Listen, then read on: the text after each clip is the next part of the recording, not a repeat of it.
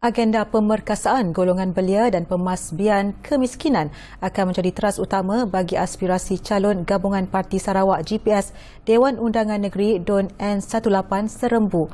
Calon GPS DUN N18 Serembu yang merupakan penyandang kerusi tersebut, Miro Anak Simoh, menyifatkan agenda itu sentiasa menjadi keutamaan beliau dalam memastikan kemajuan di kawasan Serembu. Saya melihat kepentingan golongan belia sebagai satu agenda penting. Sebab itulah kita telah merangka beberapa program untuk belia. Menangnya kita nanti mendapat mandat balik untuk rakyat. Kita merancang untuk membuat beberapa program-program penting untuk belia kita. Dan kita merasakan kita harus menyediakan mereka pada umur yang begitu muda ini, dalam 18 ke 20 tahun ini. Sebenarnya mereka ini belum tentu layak lagi masuk ke alam pekerjaan. Sebab dalam tempoh 2-3 tahun kita perlu menyediakan merangka strategi macam mana kita perlu membentuk mereka, terutama sekali belia-belia yang terkandas di peringkat SPM ini. Fokus beliau ketika ini ialah untuk memastikan golongan belia dilengkapi dengan latihan kemahiran asas sebelum memasuki alam pekerjaan. Pelbagai kursus dan latihan kemahiran juga perlu diberikan supaya mereka lebih bersedia menghadapi cabaran alam pekerjaan.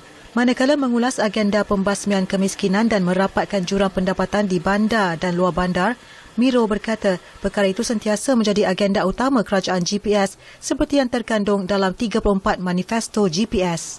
Saya melihat manifesto ini memang bertepatan sekali ke arah apa yang telah kita lakukan selama ini. Dalam tempoh 5 tahun pertama sebagai wakil rakyat, saya telah menumpukan banyak usaha dan tumpuan untuk program-program pembasmian kemiskinan dan juga peningkatan pendapatan isi rumah di kawasan saya. Dan antara projek-projek, program-program yang kita laksanakan termasuk yang melibatkan aktiviti-aktiviti pertanian, pelancongan, kraft-kraft tangan, cottage industry di kampung dan sebagainya. Beliau sementara itu menyifatkan penglibatan golongan B40 menyertai program pembangunan usahawan juga amat penting bagi memastikan agenda kerajaan membasmi kemiskinan luar bandar dapat direalisasikan dengan menyasarkan pendapatan isi rumah di kawasannya sekurang-kurangnya RM2,500 sebulan.